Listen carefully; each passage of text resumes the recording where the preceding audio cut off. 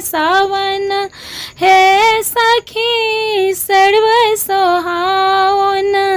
रिम झिम बरसाय मेघ है बाली उमड़ पड़ देश बालम।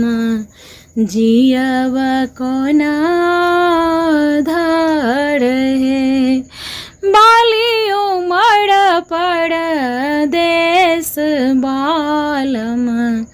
जियब कोना धार है भादव है सखी